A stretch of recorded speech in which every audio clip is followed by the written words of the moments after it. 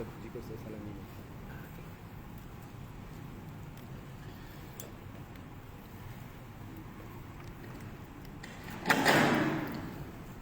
Assalamualaikum warahmatullahi ta'ala wabarakatuh. Bismillahirrahmanirrahim. Alhamdulillahi rabbil alamin.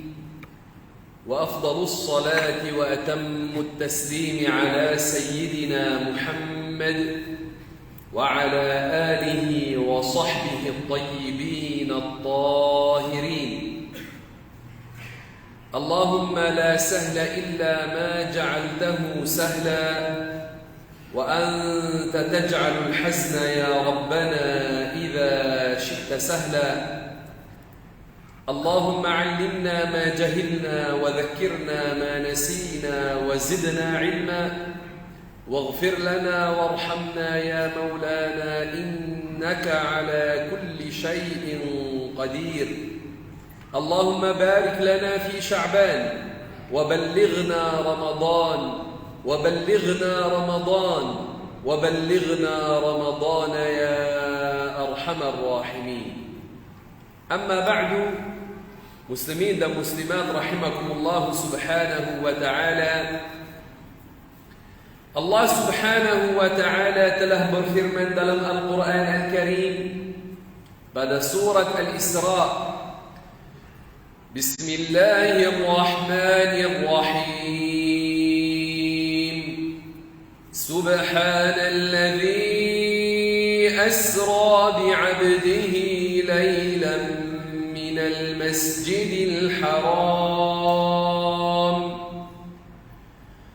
المسجد الحرام إلى المسجد الأقصى الذي باركنا حوله لنريه من آياتنا إنه هو السميع البصير. صدق الله العلي العظيم. Di dalam ayat ini, dalam surah ini yang namanya surat Al-Isra, Allah Ta'ala telah mengkhabarkan pada ayat yang pertama tentang mukjizah yang agung yang diberi kepada Nabi Muhammad sallallahu alaihi wasallam, yang ia mukjizat Al-Isra, yang setelahnya berlaku juga Al-Mi'raj, apabila Rasulullah sallallahu alaihi wasallam naik ke langit, itu dinamakan Al-Mi'raj. Mukjizat Isra dan Mi'raj, kita pada setiap tahun umat Islam membuat majlis dan kita ingatkan orang ramai tentang mukjizah ini. Kenapa kita melakukan sedemikian? Kenapa mengingatkan tentang mukjizah Rasulullah sallallahu alaihi wasallam? Kenapa kita buat majlis khas menceritakan tentang Isra dan Mi'raj? Itu untuk memperingatkan manusia bahawasanya Nabi Muhammad sallallahu alaihi wasallam yang kita ikut adalah nabi yang diutuskan oleh Allah dan disokong oleh Allah dengan mukjizat-mukjizat yang ia bukti kebenarannya sallallahu alaihi wasallam. Kata para ulama aqidah, ulama tauhid, mukjizah adalah bukti kebenaran Nabi. Kalau seorang tanya kepada kita, kenapa kamu ikut Muhammad? Kenapa kamu beriman dengan Muhammad? Apakah bukti kebenarannya? Kita kata Muhammad sallallahu alaihi wasallam, Allah Ta'ala telah memberi kepadanya mukjizat, dan orang yang diberi kepadanya mukjizat, maka maknanya dia benar. Kerana mukjizat itu, kata ulama tauhid, mukjizat itu apabila diberi kepada seorang, maknanya Allah Ta'ala mencari adat yang menjadikan dunia ke atasnya untuk hamba ini, maka itu seolah-olah Allah berfirman, hambaku ini benar pada apa yang dia katakan, kerana saya mencari adat dunia ini bagi dia. Kita ini manusia yang biasa. Jika kita siang dan malam tunjukkan dengan tangan kita kepada bulan, tidak akan terbelah dua. Walaupun kita cuba siang dan malam kita buat macam itu, tidak akan terbelah dua bulan itu. Tapi Rasulullah Muhammad sallallahu alaihi wasallam apabila dia tunjuk kepada bulan terbelah dua. Orang yang ada di Makkah melihat, orang yang datang daripada jauh pun melihat, yang musafir datang daripada jauh melihat.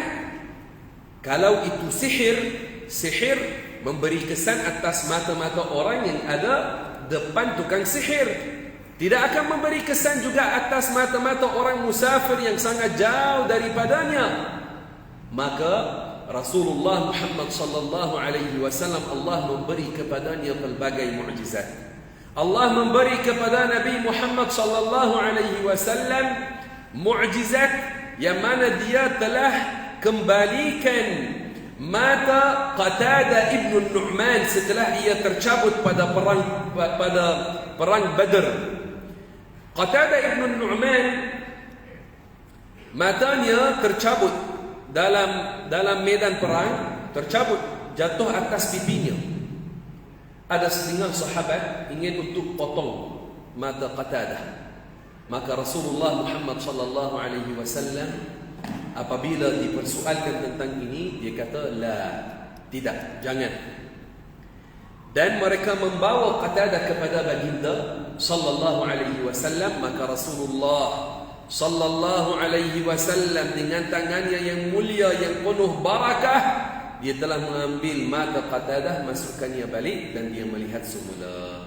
Qatadah kata, kadang-kadang saya sekarang lupa mana mata yang tercabut, karena sudah jadi seperti mana sebelum. Subhanallahil azim. Sekarang kalau kita ini manusia yang biasa, kita manusia biasa, orang dia kerja dalam pembinaan, tercabut matanya contoh, adakah kita boleh masukkannya balik macam itu terus dia melihat sembuh, tak ada apa?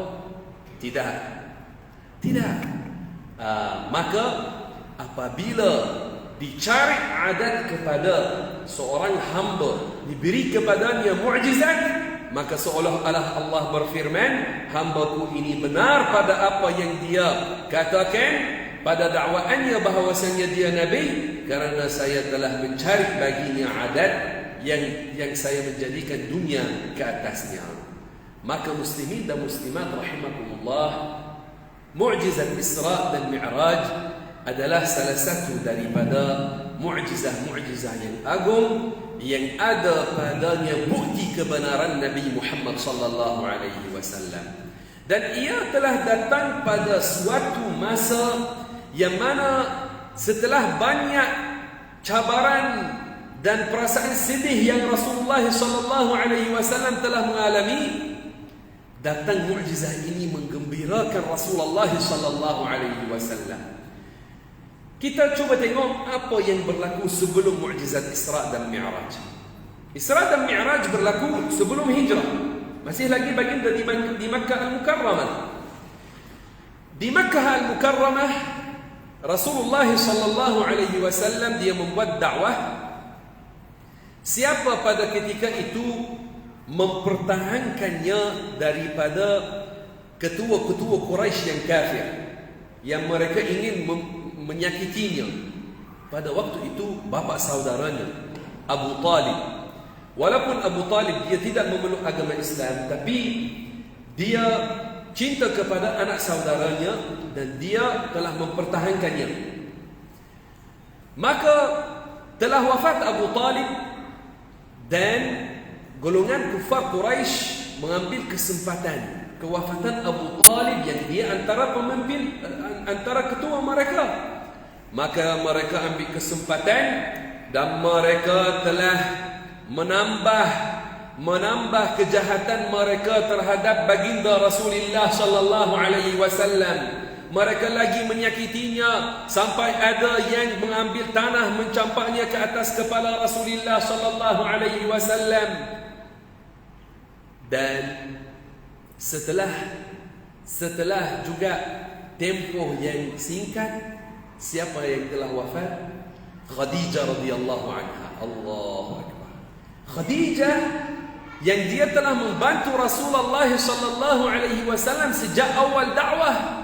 Dia membantunya, menyokongnya, dan dia istrinya yang dia sangat cinta kepadanya, semua anak Rasulullah sallallahu alaihi wasallam daripada Khadijah. Melainkan Ibrahim anak Rasulullah sallallahu alaihi wasallam dia daripada Maria.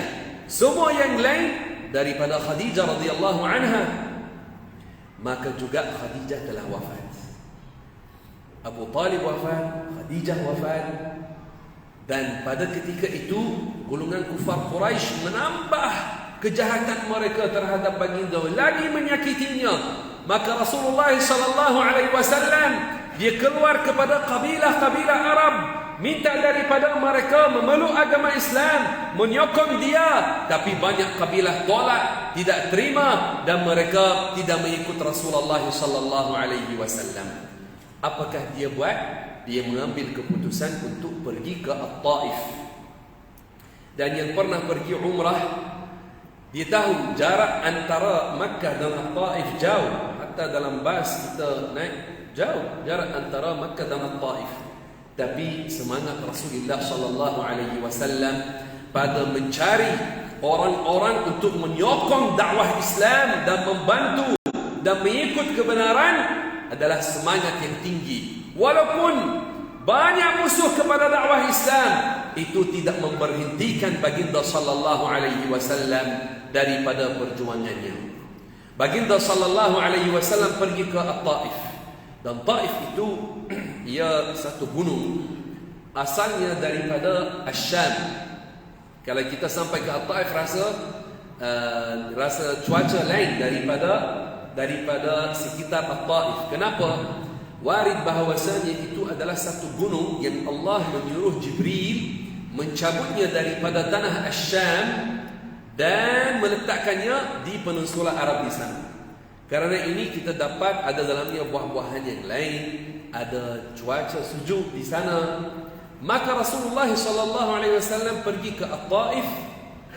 Apabila dia sampai, menyuruh mereka memeluk agama Islam, mereka menghantar orang gila, budak-budak melamparkan batu ke atas seafdal-afdal ciptaan Allah, Muhammad sallallahu alaihi wasallam.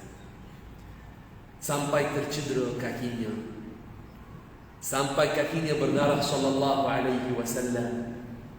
Itu tidak memberhentikan baginda daripada menyambung perjuangan dakwah. Maka datang Jibril, dengannya salah satu daripada malaikat namanya Malakul Jibal, itu yang ditugaskan untuk jaga gunung-gunung. Maka kata beliau kepada Rasulullah sallallahu alaihi wasallam, "Ya Rasulullah, law syi'ta la atbaqtu alaihim al-akhshabain." Yani ya Rasulullah, jika kamu mahu, saya menetupkan dua gunung atas mereka semua mati. Maka Rasulullah sallallahu alaihi wasallam bersabda, "La, tidak. Saya harap akan keluar nanti daripada zuriat mereka yang mengesahkan Allah." Maka memang berlaku apa yang Rasulullah sallallahu alaihi wasallam harapkan, dan sekarang At-Taif penuh dengan orang Islam. Maka telah berlaku apa yang Rasulullah sallallahu alaihi wasallam harapkan. Tapi tengok, cuba gambarkan setelah ini pun, yakni kewafatan Abu Talib, kewafatan Sayyidah Khadijah, kejahatan golongan kufar bertambah terhadap Rasulullah sallallahu alaihi wasallam. Pergi ke At-Taif, mereka tolak. Dia minta daripada kabilah-kabilah mengambil dakwah, menerima dakwah, menyokong dia, mereka tolak. Kemudian dia pergi ke Makkah, balik dalam keadaan ini, dan dia bermalam di Makkah di rumah Ummi Hani. Ummu Hani sepupu Rasulullah sallallahu alaihi wasallam. Dia adik-beradik dengan Ali bin Abi Talib.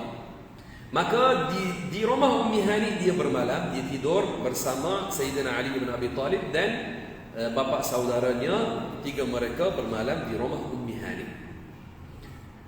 Rasulullah sallallahu alaihi wasallam ada di tengah-tengah. Maka pada malam itu datang Jibril alaihi salam, ketua semua para malaikat. Dia turun, dia membuka atap rumah Ummi Hani tanpa yang ada di rumah rasa, tanpa gugur atas mereka apa-apa tanah ke batu. Tidak berlaku macam itu. Maka dia masuk, dia mengambil Rasulullah sallallahu alaihi wasallam, membawanya ke depan Al-Ka'bah. Dan di sana dia telah membelah dada Rasulullah sallallahu alaihi wasallam tanpa baginda rasa sakit. Dan ini adalah kali kedua Jibril membuat ini, setelah dia membuatnya ketika baginda sallallahu alaihi wasallam dia masih lagi kecil di tempat As-Sayyidah Halimah. Tempat As-Sayyidah Halimah radhiyallahu anha, yang dia adalah perempuan yang menyusu Rasulullah sallallahu alaihi wasallam, Halimah Sa'diyah. Maka pada malam Isra dan Mi'raj, ini kali kedua Jibril membelah dada baginda dan membasuhnya dengan air Zam-Zam dan memperkuatkan hatinya sallallahu alaihi wasallam, mempersediakannya untuk melihat keajaiban-keajaiban yang dia telah melihat pada malam itu. Karena perkara-perkara ajib yang dia telah melihat, ada banyak perkara ajib jika orang biasa melihatnya, dia tidak tahan. Maka Rasulullah sallallahu alaihi wasallam diperkuatkan hatinya sallallahu alaihi wasallam, disediakan untuk melihat perkara-perkara ajib itu. Kemudian baginda mengkhabarkan, "Thumma utitu bil buraq", yakni sudah dibawa kepada saya binatang namanya al-buraq. Binatang ini daripada syurga. Binatang daripada syurga. Baginda menyifatkannya, wa huwa dabbatun abyad tawil fawqa al-himar wa duna al-baghl. Yakni ia adalah satu binatang yang berwarna putih dan ia panjang dan saiznya lagi besar daripada keldai, tapi lagi kecil daripada baghl. Baghl itu dalam bahasa Inggeris kita namakannya mule. Mule, anak kepada kuda dengan keldai, itu baghl. Maka baginda bersabda bahawasanya binatang itu ia meletakkan kakinya di tempat paling jauh matanya dapat memandang. Dengan cara ini ia bergerak. Maknanya ia lagi cepat daripada kapal terbang. Lagi cepat daripada kapal terbang. Subhanallahil azim. Rasulullah sallallahu alaihi wasallam apabila dia ingin menunggang al-buraq mula bergerak. Macam melompat. Kenapa? Karena gembira dengan Rasulullah sallallahu alaihi wasallam. Bukan mustahil jika sebatang pokok tamar di masjid Rasulullah sallallahu alaihi wasallam warid dalam Sahih Bukhari. Apabila Rasulullah meninggalkannya dan naik ke mimbar yang baru, maka sebatang pokok tamar itu mula menangis rindu kepada baginda. Maka bukan mustahil bahawasanya buraq itu juga gembira dengan Rasulullah sallallahu alaihi wasallam pada malam itu. Maka Jibril memegang telinga al-buraq dan dia katakan, "Uthbut, fa wallahi ma rakibaka ahadun akramu 'ala Allah min Muhammad." Tetaplah wahai buraq, demi Allah tiada seorang yang lebih mulia daripada Muhammad yang pernah menunggang kamu. Maka al-buraq tetap dan baginda menunggang al-buraq bersama Jibril. Dan perjalanan yang mulia itu telah mula daripada Makkah al-Mukarramah, daripada al-Masjidul Haram yang ada dalamnya Al-Ka'bah ke al-Masjidul Aqsa. Allah berfirman, "Min al-Masjidil Haram ila al-Masjidil Aqsa." Maka ia mula daripada Masjidul Haram, ada dalamnya Al-Ka'bah, dan Al-Ka'bah dibina kali pertama oleh Adam alaihi salam. Setelah 40 tahun dia membina Al-Ka'bah, Adam alaihi salam dia telah pergi dan membina Al-Masjidul Aqsa, seperti mana warid dalam setengah riwayat dalam hadis. Maka Rasulullah sallallahu alaihi wasallam dia mula perjalanan daripada Masjidul Haram sampai ke Masjidul Aqsa. Perjalanan ini pada waktu malam ini yang dinamakan Al-Isra. Karena Isra dari sudut bahasa maknanya berjalan pada waktu malam. Itu makna Isra dalam bahasa Arab. Jadi mukjizat Isra ini yang maksud dengannya. Tapi apa yang berlaku dalam perjalanan ini? Banyak perkara. Kita akan cuba ringkaskan apa yang Rasulullah sallallahu alaihi wasallam telah melihat pada malam itu apabila dia atas Al-Buraq. Rasulullah sallallahu alaihi wasallam apabila mula perjalanan maka dia sampai pada tempat pertama dia berhenti padanya dalam perjalanan itu, satu tanah yang penuh dengan pokok-pokok tamar. Maka Jibril minta daripada Rasulullah sallallahu alaihi wasallam untuk turun dan menunaikan salat 2 rakaat. Maka dia buat. Kemudian Jibril tanya, "Atadri aina sallait?" Adakah kamu tahu di mana kamu telah membuat salat? Maka baginda menjawabkan, "Allahu a'lam." Maka Jibril kata, "Sallaita fi Yathrib." Kamu telah membuat salat di Yathrib. Di Yathrib itu maknanya itu di Madinah Al-Munawwarah, tapi sebelum Rasulullah sallallahu alaihi wasallam berhijrah kepadanya. Ia dinamakan Yathrib. Sebelum hijrah namanya Yathrib. Setelah hijrah ia namanya Al-Madinah Al-Munawwarah atau Taibah atau Taba. Dan mereka berhenti pada tempat yang lain. Tempat yang lain itu adalah Tur Saina. Dan itu tempat yang mana Musa alaihi salam, Nabiullah Musa, apabila dia ada di sana, dia telah mendengar kalam Allah yang azali, yang tanpa huruf, tanpa suara, tanpa bahasa, yang ia tidak seperti kalam kita yang baharu.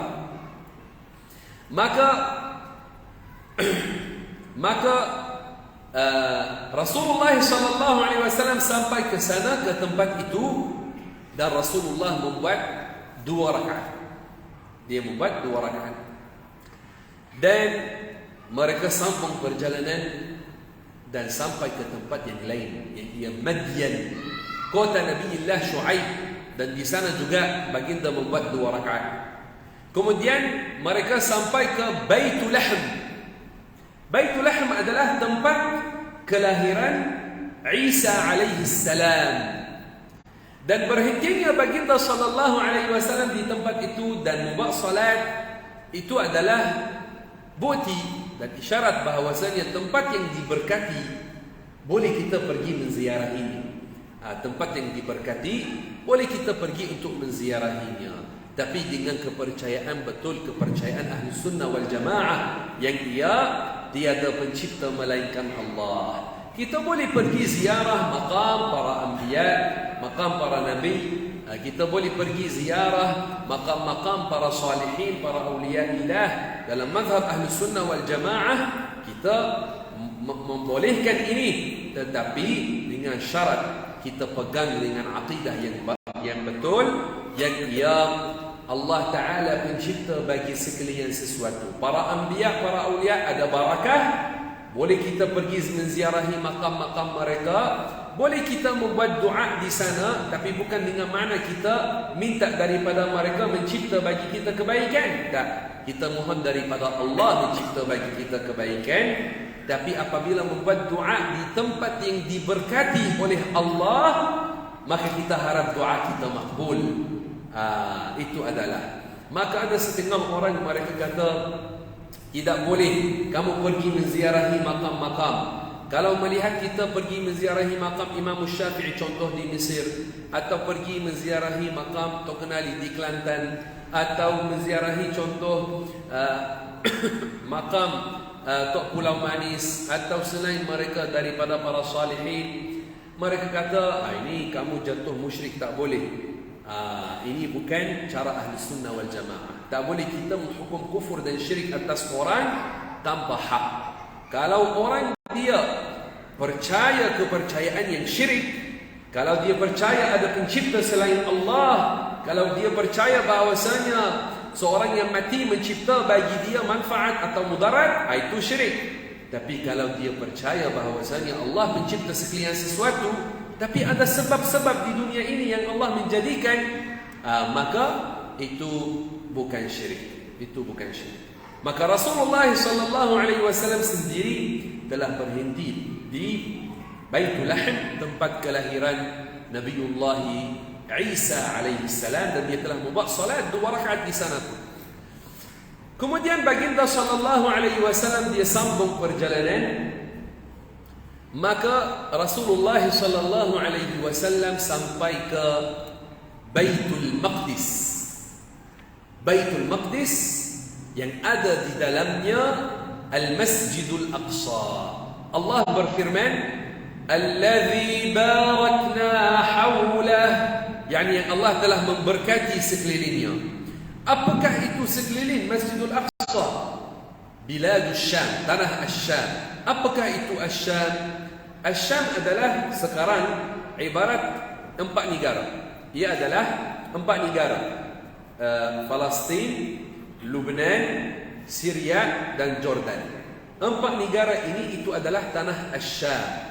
Macam kita sebut di sini, kita kata Nusantara. Nusantara, Malaysia, Indonesia, Brunei, ada macam itu. Maka apabila kita sebut Asy-Syam, adalah 4 negara itu. Ramai para anbiya telah hidup di Asy-Syam, dan kebanyakan wahyu yang diturunkan atas para anbiya diturunkan di Asy-Syam. Maka Allah Ta'ala telah memberkati sekeliling Al-Masjidul Aqsa yang dia adalah Asy-Syam. Dan ada di sana pun makam-makam para nabi, ada di sana. Makam Musa alaihi salam, makam Ibrahim alaihi salam, dan ada selain mereka juga daripada para anbiya, makam-makam mereka di Asy-Syam. Maka Rasulullah sallallahu alaihi wasallam apabila sampai ke Masjidul Aqsa, dan Al-Masjidul Aqsa adalah yang kubahnya hijau, yang kubahnya hijau gelap, bukan yang Masjid Qubbah Sakhra. Zaman sekarang ada ramai orang dia tidak membezakan antara Masjidul Aqsa dan Masjid Qubbah As-Sakhra. Yang kubahnya itu berwarna emas itu Masjid Qubbah As-Sakhra. Yang Masjidul Aqsa itu adalah yang kedua, yang ada dekat dengannya juga. Maka Rasulullah sallallahu alaihi wasallam apabila dia masuk ke dalam Masjidul Aqsa, dia dapat semua para anbiya yang Allah telah mengutuskan sebelumnya telah dikumpulkan di sana. Dan ini bukan dalam mimpi. Ini bukan dia tidur melihat itu dalam mimpi, bukan. Ini secara hakiki. Ini dalam dengan ruhnya dan jasadnya sallallahu alaihi wasallam. Dan ini bukan mustahil. Allah yang menciptakan kita semua, yang menciptakan semua manusia, dia maha berkuasa ke atas mengumpulkan sebahagian daripada manusia para anbiya di dalam Al-Masjidul Aqsa. Maka Allah Ta'ala telah memperkumpulkan semua para anbiya daripada Adam sampai Muhammad di dalam Al-Masjidul Aqsa. Dan di sini apabila kita fikir tentang ini, Masya Allah, sebuah masjid, semua para anbiya pernah salat padanya. Betapa mulianya masjid itu. Masjid yang ketiga afdal bagi umat Islam. Masjid yang ketiga afdal. Masya Allah al-azim. Tetapi zaman sekarang kita sedih kerana keadaan di dalam Palestin, dan kita bercita-cita dikembalikan semula tanah Palestin kepada umat Islam. Muslimin dan muslimat rahimakumullah subhanahu wa ta'ala.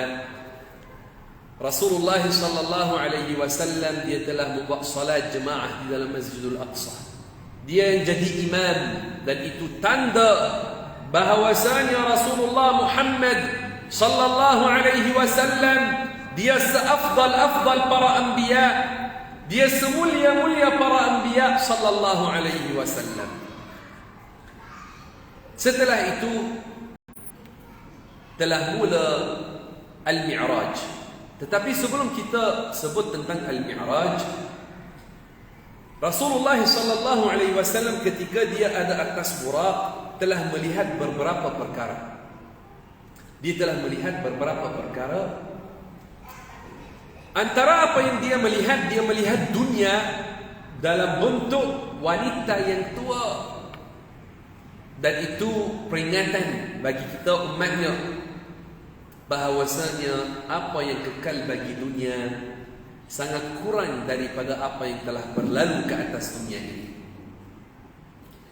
Apa yang kekal bagi dunia sedikit banding dengan apa yang telah berlalu ke atas dunia. Kita ini umat akhir zaman. Maka hendaklah kita berusaha, kita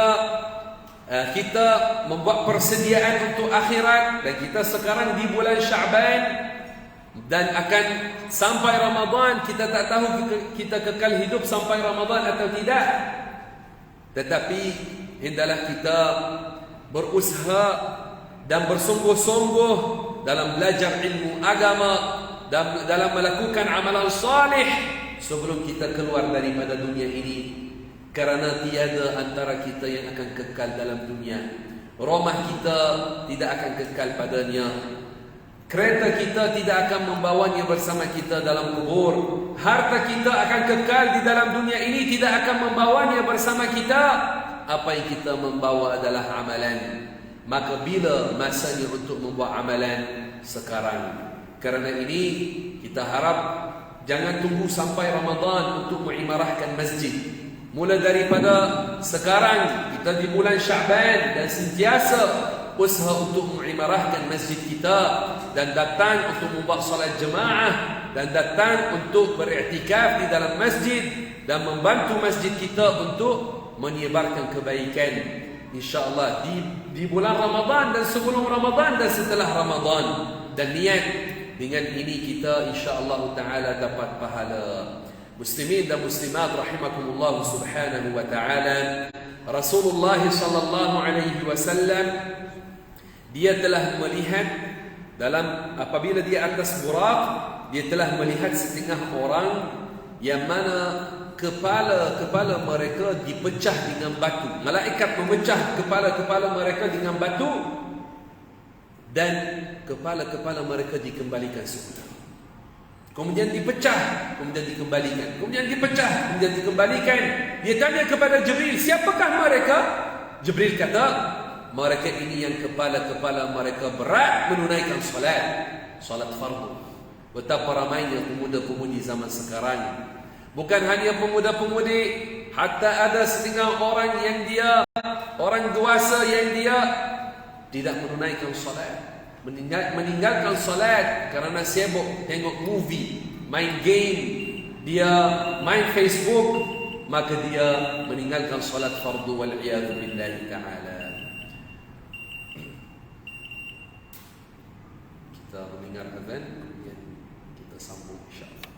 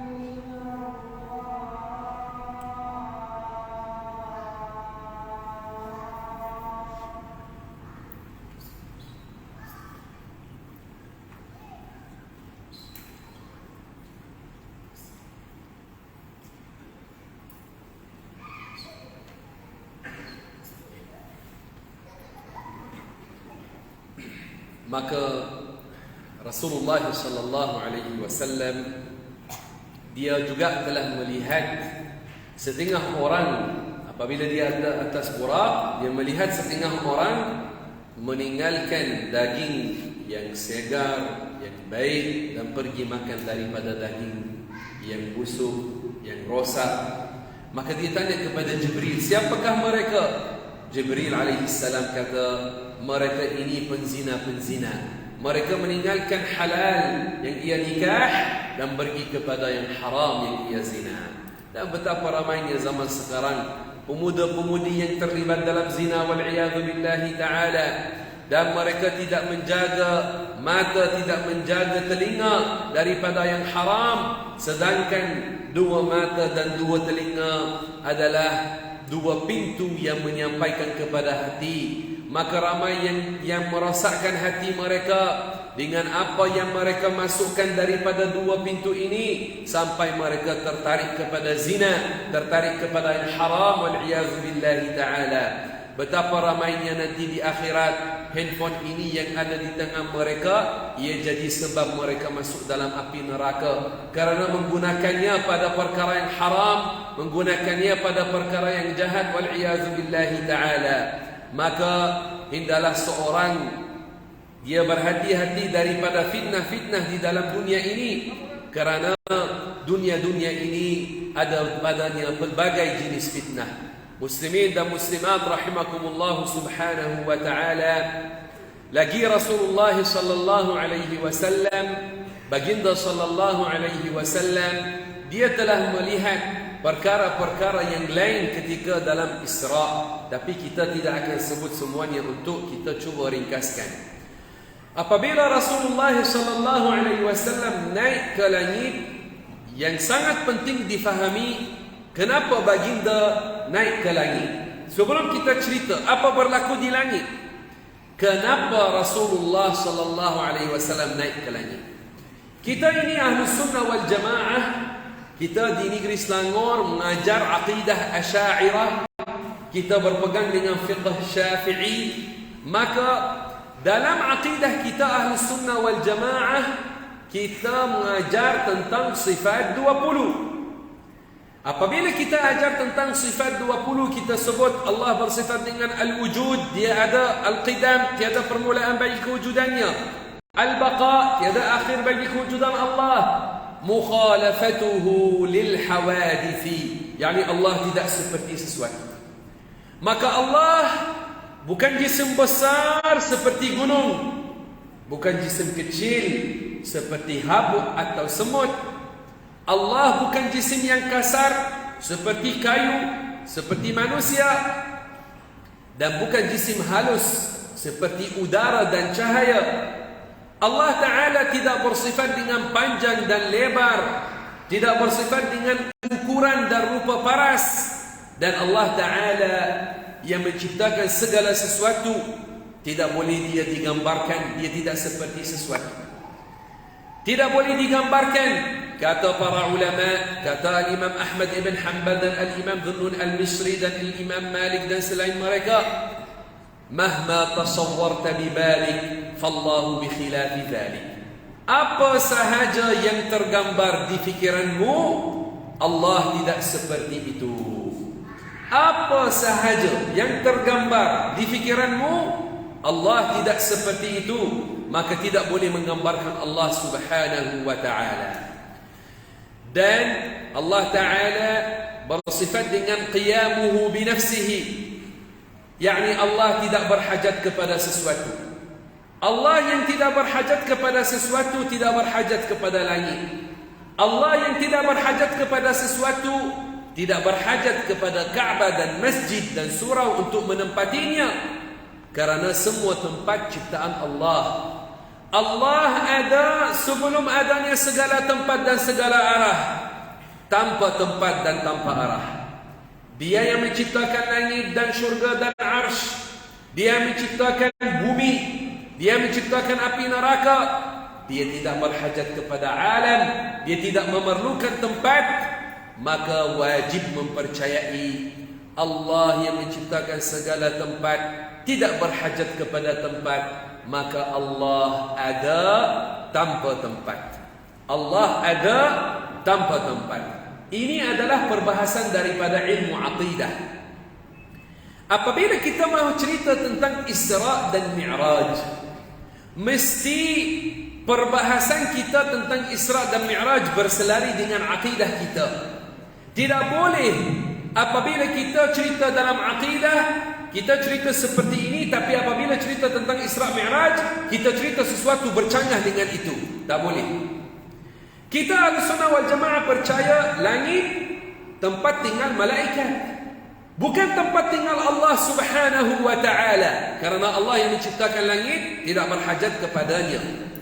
Kalau dia menempati langit, maknanya dia sama seperti malaikat. Tapi dia berfirman dalam surat Asy-Syura ayat nombor 11, laisa kamitslihi syai', yani Allah tidak seperti sesuatu. Dia berfirman dalam surat Al-Ikhlas, walam yakul lahu kufuwan ahad, yani tiada persamaan bagi Allah. Dia berfirman, fala tadribu lillahi al-amthal, yani jangan menyifatkan Allah dengan sifat-sifat makhluk. Maka tidak boleh dikatakan bahawasanya Allah menempati langit dan Rasulullah naik untuk mahu sampai ke tempat yang mana Allah berada padanya. Tidak. Karena ini bercanggah dengan aqidah Asy'ariyah Maturidiyah Ahlus Sunnah wal Jamaah. Ini aqidah Ahlus Sunnah wal Jamaah, ia adalah aqidah yang betul. Maka kenapa Rasulullah naik ke atas? Ini adalah jawapannya menurut ulama. Kata para ulama, Allah berfirman, laqad ra'a min ayati rabbihil kubra, dalam surat An-Najm. Apa maknanya? Yani Rasulullah telah melihat pada Mi'raj tanda-tanda yang besar, yang ia tanda-tanda kekuasaan Allah Subhanahu wa ta'ala, perkara-perkara ajib. Maka cukup bagi kita Al-Quran, kita faham bahawasanya naiknya Rasulullah ke langit apabila dia naik pada Mi'raj, itu adalah untuk dipertunjukkan kepadanya keajaiban di atas, dan untuk menambahkan kemuliaannya dan mengangkat darjatnya sallallahu alaihi wasallam, dan bukan kerana Allah menempati langit. Seperti mana Rasulullah pergi ke Masjidul Aqsa bukan kerana Allah ada di Masjidul Aqsa. Seperti mana Musa pergi ke At-Tur bukan kerana Allah ada di At-Tur. Seperti mana Ibrahim pergi ke Palestin bukan kerana Allah ada di Palestin. Seperti mana kita pergi ke Kaabah di Makkah bukan kerana Allah ada di Kaabah. Juga Rasulullah naik ke langit bukan kerana Allah menempati langit, kerana langit tempat tinggal malaikat. Bahkan Allah yang menciptakan langit, dia ada tanpa tempat dan tidak berhajat kepada langit. Kata ulama, Allah ada tanpa tempat. Aqidah ini, aqidah Ahlussunnah wal Jamaah, ia yang dirakamkan dalam kitab-kitab kita yang lama. Ada kitab Sultan Selangor, As-Sultan Alauddin Sulaiman Shah, Sultan Selangor Darul Ihsan yang kelima, menulis kitab berjudul Pohon Agama.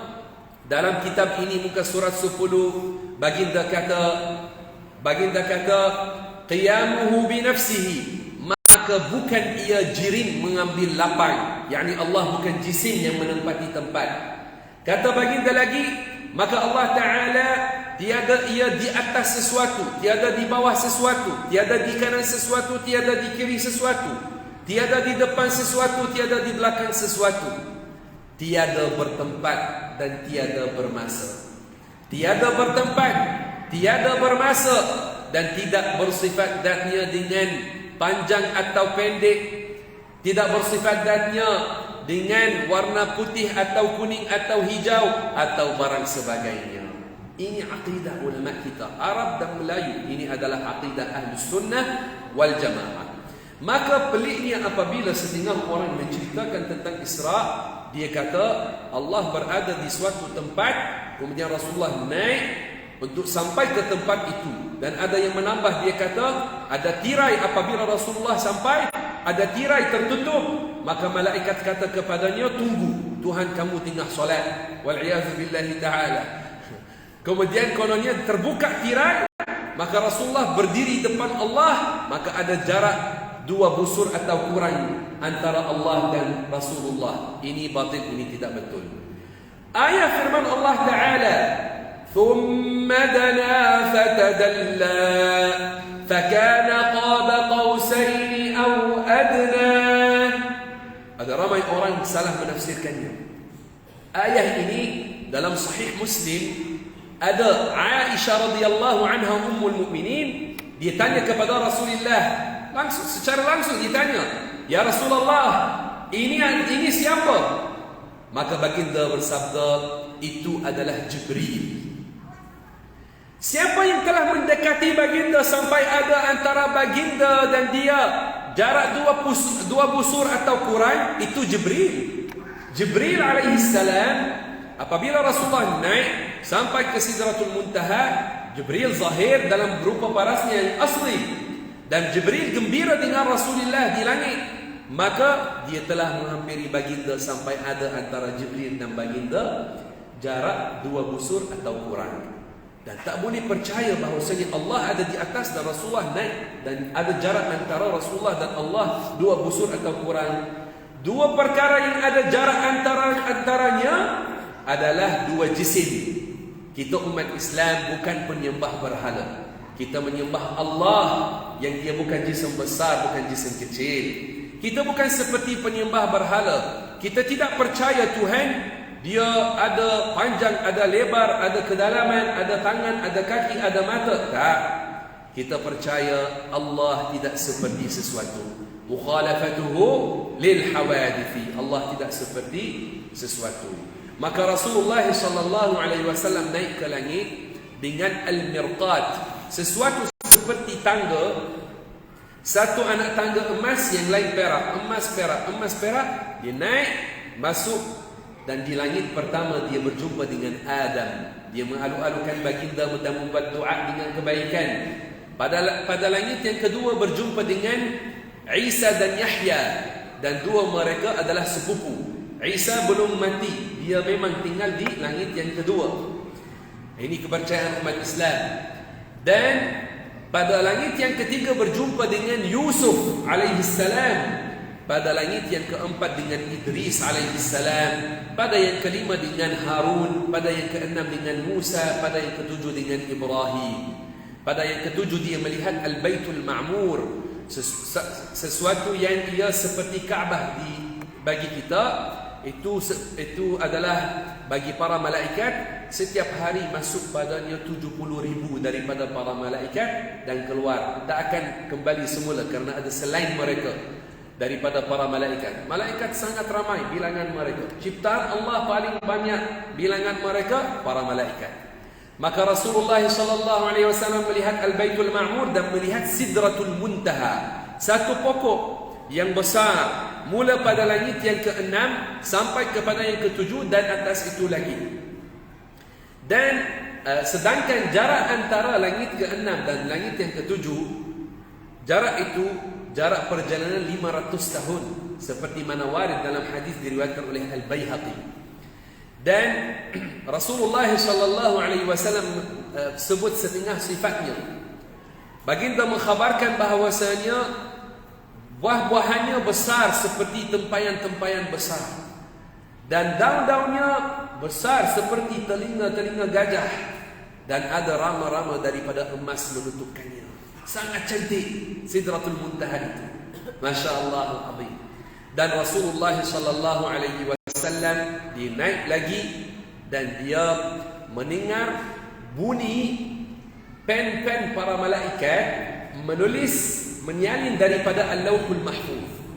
Okey, pada malam itu kita dah kata Allah yang menciptakan langit ada tempat-tempat dia bukan di langit, tapi pada malam itu Rasulullah telah melihat Allah tanpa Allah ada di langit. Seperti mana kita kata ahli syurga akan melihat Allah tanpa Allah ada di syurga. Nanti ahli syurga melihat Allah, tapi tanpa Allah ada di tempat, tanpa dia ada di syurga, tanpa ada depan mereka atau belakang mereka, atau di kanan mereka atau di kiri mereka. Juga Rasulullah telah melihat Allah pada malam Mi'raj, dan ada ramai ulama mereka kata dia melihat Allah dengan hatinya. Yani Allah menjadikan kekuatan melihat bagi baginda pada hatinya, dia melihat Allah Subhanahu wa taala. Tanpa Allah ada di tempat, tanpa Allah ada di arah, tanpa Allah ada baginya bentuk atau rupa paras, dan tak boleh kita menggambarkan Allah. Kata para ulama, apa sahaja yang tergambar di fikiranmu, Allah tidak seperti itu. Apa sahaja tergambar di fikiranmu, Allah tidak seperti itu. Dan pada malam itu baginda mendengar kalam Allah yang azali, dan dia memahami daripadanya kefarduan salat. Maka difardukan salat 5 waktu pada malam itu. Pada malam itu difardukan salat 5 waktu. Kalam Allah yang azali, tanpa huruf, tanpa suara, tanpa bahasa. Bukan seperti kalam kita yang baharu ini. Allah tidak seperti sesuatu. Dan baginda turun balik, dan dia sampai ke Makkah, dan dia mengkhabarkan tentang mukjizat ini kepada penduduk Makkah. Ada yang menolak, ada yang menerima. Yang menolak golongan kufar, golongan kafir. Mereka kata, bagaimana kamu pergi Masjidul Aqsa balik dalam 1 malam? Kita perlukan 1 bulan nak sampai ke sana. Mereka kata, kalau benar kamu sampai, sifatkanlah bagi kita Masjidul Aqsa itu. Bagaimana bentuknya? Maka baginda mula menyifatkan. Dia mula menyifatkan, dan Jibril membawa satu gambaran kepada Masjidul Aqsa. Maka baginda lagi ingat tentang detail-detail Masjidul Aqsa. Dia menyifatkannya seolah-olah dia yang membina Masjidul Aqsa. Mereka terkejut. Tapi Allah Ta'ala dia menciptakan hidayah dan iman pada hati hamba. Bukan mukjizat yang menciptakan iman. Allah Ta'ala dia menciptakan iman. Dia pencipta bagi segala sesuatu. Muslimin dan muslimat rahimakumullah subhanahu wa ta'ala, ini adalah cerita yang ringkas bagi Isra dan Mi'raj. Ada banyak detail kalau kita mahu ceritakannya, mengambil masa yang panjang. Tetapi ini peringatan bagi kita tentang mukjizat yang agung yang diberi kepada Nabi kita Muhammad sallallahu alaihi wasallam. Kita mohon daripada Allah subhanahu wa ta'ala kurniakan kepada kita syafaat Rasulullah sallallahu alaihi wasallam, dan kurniakan kepada kita dikumpulkan di hari akhirat di bawah panji Rasulullah sallallahu alaihi wasallam. Semoga Allah Taala kurniakan kepada kita minum daripada kolam Rasulullah sallallahu alaihi wasallam, dan semoga Allah kurniakan kepada kita menziarahi makamnya dan melihatnya dalam mimpi kita pada rupa parasnya yang asli. Amin ya rabbal alamin. Alhamdulillahi rabbil alamin. Wassalatu wassalamu ala sayyidina Muhammad وعلى آله وصحبه الطيبين الطاهرين. اللهم إنا نسألك التقى ونسألك حسن الختام ونسألك الفوز بالجنة والنجاة من النار. اللهم اقسم لنا من خشيتك ما تحول به بيننا وبين معاصيك، ومن طاعتك ما تبلغنا به جنتك، ومن اليقين ما تهون به علينا مصائب الدنيا. اللهم متعنا بأسماعنا وأبصارنا وقوتنا ما أحييتنا، واجعله الوارث منا، واغفر لنا وارحمنا. اللهم بارك لنا في شعبان وبلغنا رمضان وبلغنا رمضان وبلغنا رمضان يا أكرم الأكرمين. وآخر دعوانا الحمد لله، وصلى الله وسلم على سيدنا محمد وعلى آله وصحبه الطيبين الطاهرين. بارك الله فيكم. Kita daripada Baitus Sa'adah mengucap ribuan terima kasih kepada semua muslimin dan muslimat, khususnya bagi Ustaz Salami dan PJK Masjid atas peluang kongsikan sedikit ilmu dengan muslimin dan muslimat. Terima kasih banyak, jazakumullahu khairah. Dan Pondok Turath Islam Baitus Sa'adah di section 2 sedia untuk berkhidmat kepada umat Islam di Kota Damansara. Kita ada daripada Child Care Center, kita ada Tadika Islam, kita ada Sekolah Rendah Islam juga, dan kita ada Sekolah Menengah SPM dengan tahfiz, dengan talaqi, dan ada juga STAM, Sijil Tinggi Agama Malaysia. Maka siapa yang perlu daripada kita bantuan dalam bab ini, maka diadu-adukan. Barakallahu fikum. Assalamualaikum.